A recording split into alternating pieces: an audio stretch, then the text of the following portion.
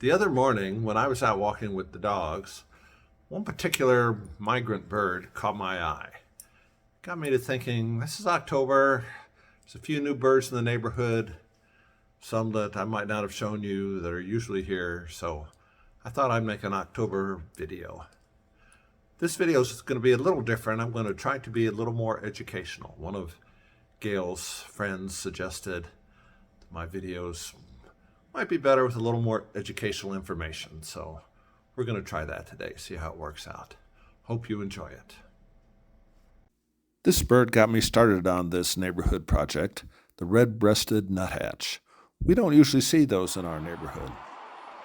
They breed in coniferous forests, which are usually found either up north or high in the mountains. About every 3 years or so, they invade our neighborhood, probably due to a food supply shortage in their usual habitat.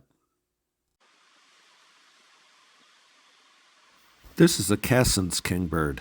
We have these in our neighborhood year-round, although we have more in the summer and fall after they've started breeding.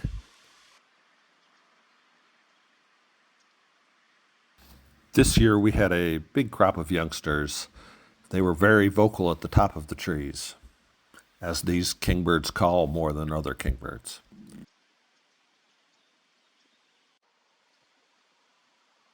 Kingbirds are flycatchers. Hopefully they do a good job keeping the bug population in check.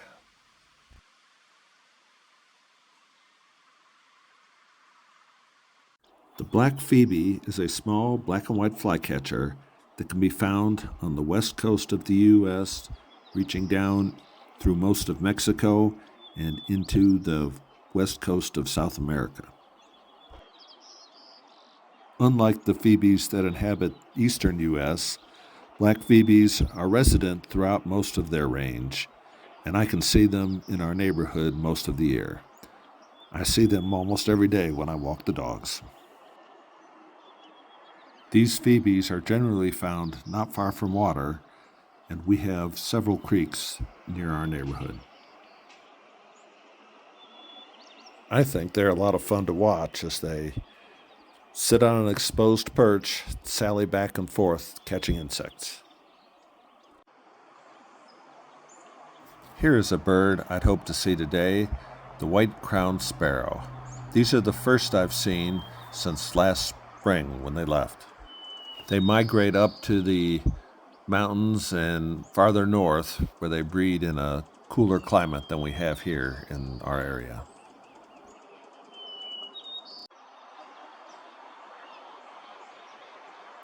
I have seen them up at the tree line in Rocky Mountain National Park and at Hudson Bay in Churchill, Manitoba in the summer.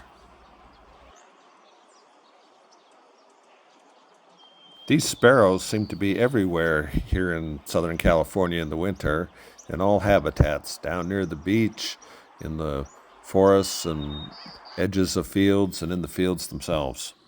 Anywhere they can find a seed or a bug to feed on.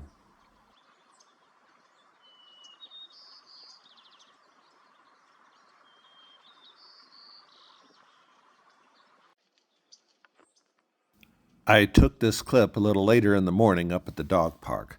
Notice the sparrow in front of this small flock with the reddish cap on his head. That's a juvenile white-crowned sparrow.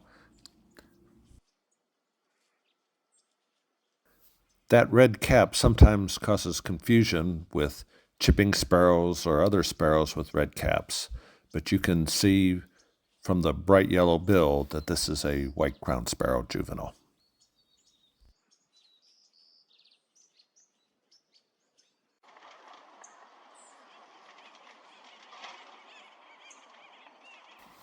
A pair of California scrub jays have claimed the field where I take the dogs for a walk most mornings.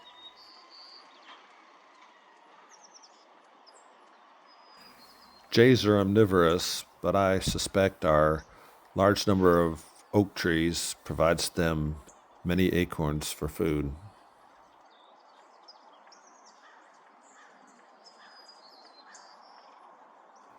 This pair keeps a close watch on their field. When something disturbs them, they come in to check it out. Usually one stays down low in the brush, and the other goes up high, sometimes calling if he's disturbed.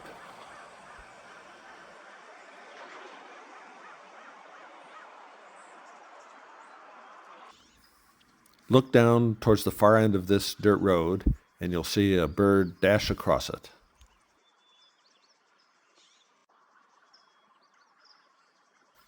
These birds are California thrashers, a pair that turned up while I was hoping to capture some video of the California quail.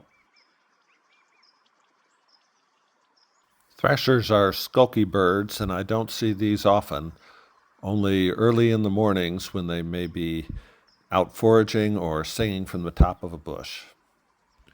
We have them year-round, but I only see a few every year. Here is a short clip of a mourning dove, which can be found throughout the country. I really enjoy both their elegant look and their quiet, peaceful song. They are common in our neighborhood.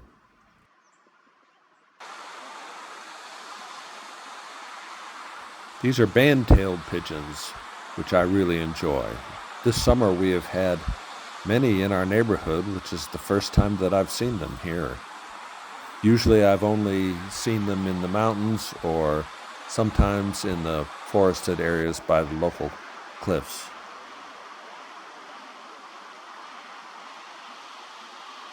They are a little bit bigger than both our common mourning doves and the city pigeons or rock doves that you find.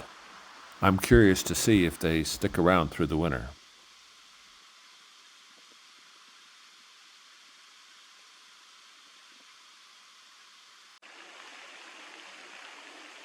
Here are a few quick clips of yellow rump warblers. We seem to have most of the ones in the western U.S. wintering here. Mostly they are foraging in the trees or sallying out for insects like flycatchers.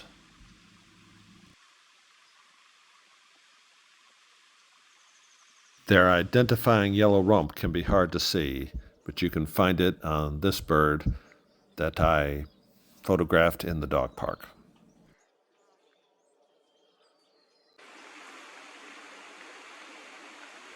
Even harder to see than the warblers are these ruby-crowned kinglets.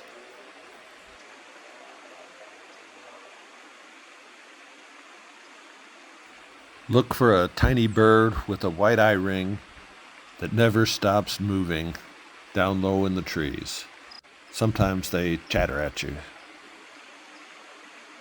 They disappear in the summer here, but are back in large numbers in the winter.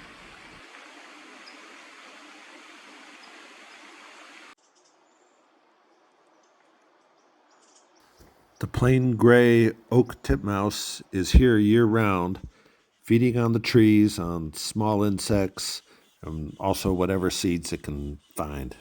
To me, they sound a little like the chickadees I grew up with out east, especially when they're scolding me.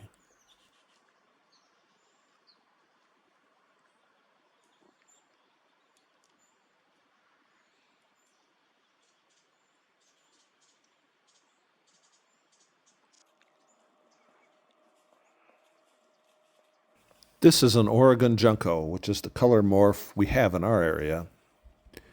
You can generally find them close to the ground. We've had them nest in our holly bushes before.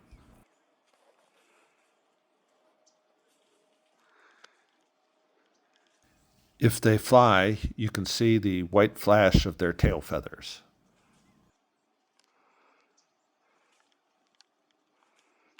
Notice the thick bill, like a sparrow or a finch, used for cracking open small seeds.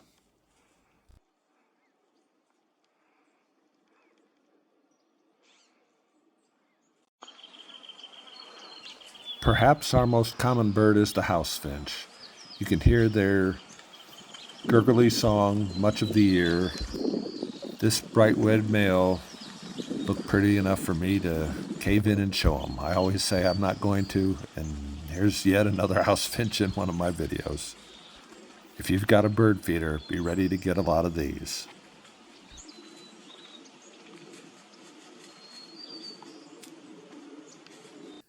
Just as I was heading home, I was treated to a phainopepla.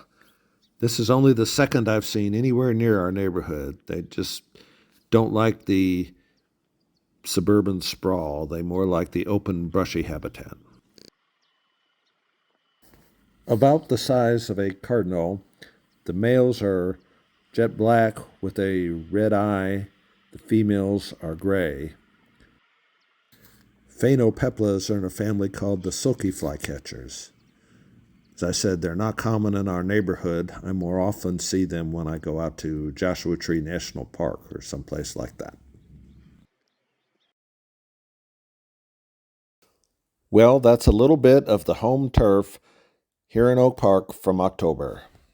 I'll see if I can get enough for another video in late November or early December. If you enjoyed this, please subscribe and hit the like button and leave a comment if you like this slightly different style. Thanks again.